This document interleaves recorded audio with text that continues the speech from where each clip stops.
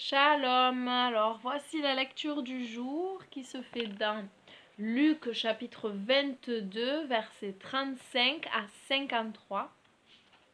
Et le thème c'est prier pour ne pas céder à la tentation. 35 à 53. Il leur dit encore, quand je vous ai envoyé sans bourse, sans sac et sans souliers, avez-vous manqué de quoi que ce soit? Ils répondirent, de rien. Mais maintenant, si vous avez une bourse ou un paquetage, prenez-le. Et si vous n'avez pas d'épée, vendez votre vêtement pour en acheter une. Car voici que je vous déclare cette parole du Tanakh. Il a été compté parmi les transgresseurs.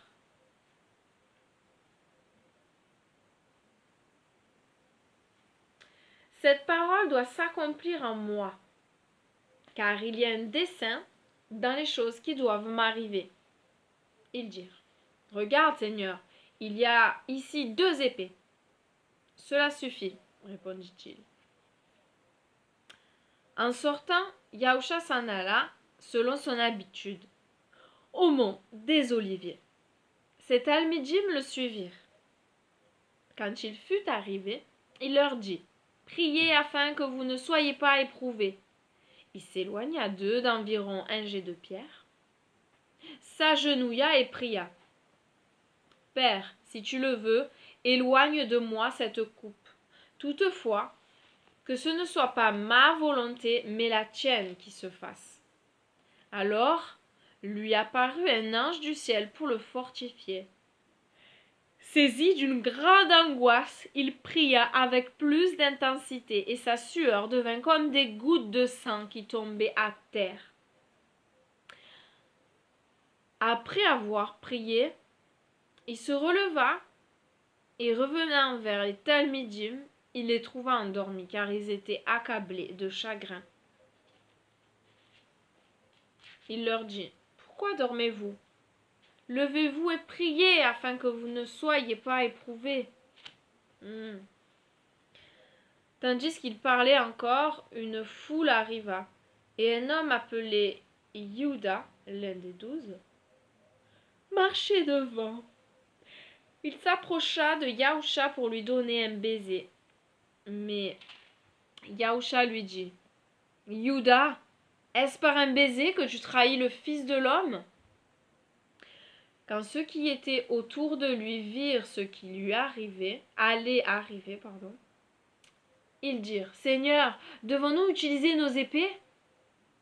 L'un d'entre eux frappa l'esclave du Cohen Agadol et lui coupa l'oreille droite. Mais Yahusha répondit, laissez-moi faire ceci, et touchant l'oreille de l'homme, il le guérit. Puis, Yahusha dit aux chefs Kohanim, aux officiers de la garde du temple et aux anciens qui étaient venus pour se saisir de lui, êtes-vous sortis comme vous le feriez pour attraper le chef d'un groupe de dissidents avec des épées et des bâtons? J'étais avec vous tous les jours dans la cour du temple. Pourtant, vous ne m'avez jamais arrêté. Mais c'est maintenant votre heure, l'heure où règnent les ténèbres. Fin de la lecture. Et la question de méditation, c'est... il y en a 2. Quel est mon plus grand combat en ce moment? Ai-je exprimé mon besoin à Dieu dans la prière et me suis-je soumise à sa volonté?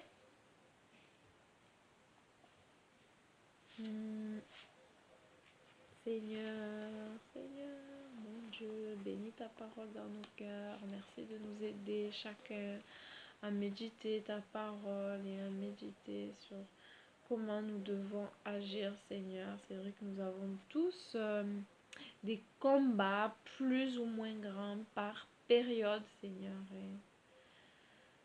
Ouais, hier j'ai eu une grosse difficulté, j'étais vraiment très triste, c'était une journée très longue.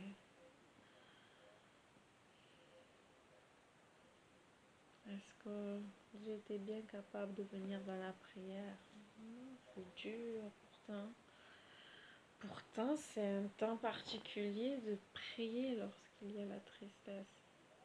Merci Seigneur pour tous ceux qui ont pu prier pour moi. Merci Seigneur pour tous ceux qui prient pour moi souvent. Merci Seigneur pour la famille en Dieu qui est grande et partout dans le monde. Et merci de ce que voilà, il y a un lien parfait qui nous unit, c'est ce lien d'amour. Et c'est vrai que c'est assez grandiose pour certains de pas s'être vus en vrai, en chair et en os, et pourtant faire partie de la vie de l'autre par le partage de prières, de confidence, c'est vrai. C'est quelque chose de grand. Merci, merci Père pour la famille en toi. Merci de nous aider à nous approcher davantage de toi comme voilà, ce Père parfait. Avons-nous pleinement conscience de cet amour de Père? Oui. Lorsqu'on a besoin d'aide, on se tourne vers nos parents et je prie que nous, parents, nous soyons vraiment ces adultes-là en qui les enfants ont confiance pour venir demander de l'aide. Et voilà, ne doutons pas de l'amour du Père Céleste qui, lorsqu'on est triste, se plaît à nous écouter, même si ce que nous disons n'est pas gai. Merci, merci pour ton grand amour. Merci d'être manifesté sur cette terre dans la personne de notre Seigneur et Sauveur, Messie, Roi, Yahusha. Merci de continuer ton œuvre, Père éternel, en chacun de nous. Oui. C'est le même esprit, le même souffle qui nous habite et nous voulons grandir en toi et que notre chair diminue. Merci Seigneur de nous aider à cela. Que toute la gloire te revienne. Bénis ta parole encore et que ta parole porte du fruit, que ta parole soit crue, lue, entendue, proclamée, pratiquée. Soyons obéissants afin que le diable s'éloigne de nous. Soumettons-nous à Dieu, soumettons-nous à ta volonté, oui. Aide-nous, Père. Et que ton nom soit élevé, oui. Que ta lumière brille en nous afin que ta personne soit élevée.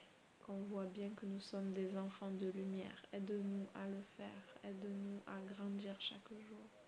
Attire des âmes à toi. Sauve, sauve, Seigneur, encore. Oui, tu t'es gardé encore un peuple et ce peuple doit sortir. Amen. Soyez bénis. Bonne fin de journée. Ciao.